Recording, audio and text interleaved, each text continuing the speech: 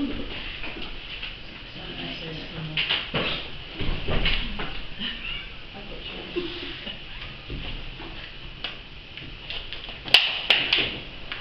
fellow speakers, and guests.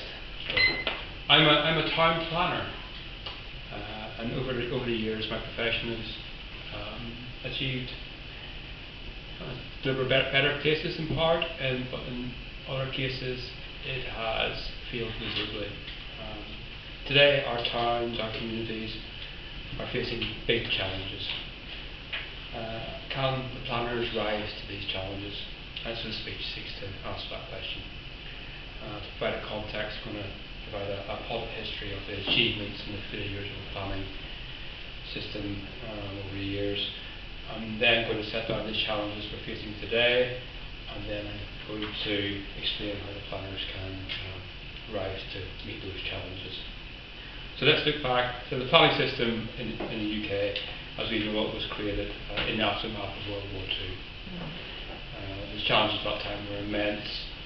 The reconstruction of our heavily bombed towns and cities, the link to that storm clearance, and the need to reindustrialise quickly at pace. Did we meet the challenge? In many respects, yes, we did. But in so doing, we caused huge harm. Communities were swept away, historic townscapes were bulldozed. The new neighbourhoods that replaced the old were bland, they were ugly, they lacked soul. And in many cases, community cohesion was decimated. So the planners were eager to apply the new architectural styles of the day, new methods of construction, and reinforced concrete was in fashion at that time. And the views of impacted communities were given little or any weight, and objectors were accused basically of holding back progress. So my assessment of the planners of this period, this post-war period, in the 1940s through to the 1970s, these planners, they were visionary, but boy, they were arrogant, and the consequences of their arrogance were clear for all to see. So the next period I want to review is the 1980s through to the present, and this is a period marked by a loss of confidence, a loss of faith in the planning system, and there have been successes in recent years. The regeneration of our northern cities, the renaissance of Liverpool and Manchester in particular, fantastic achievement. But for many communities and many areas, the planners have failed to materially improve our towns and our neighbourhoods. So my assessment of the planners in this period is that they have actually attempted to collaborate, but they've been way too timid. The arrogance, the swagger of the post-war period is gone, but so too has the vision and the ambition. So looking forward, so we're facing many challenges, and we can no longer be timid. Social and technological change is accelerating. We're rapidly moving into the information age, or the AI age, with increased automation, the ability to create immersive environments, even newer construction materials and building methods, and a fundamental transformation of how we live and how we work. And at the same time, the world is lurching from one crisis into another. There's public distrust of our institutions, people are feeling anxious and confused, we're pessimistic about the future. And weave into all this climate change, a rapidly aging society, and a country that's broke.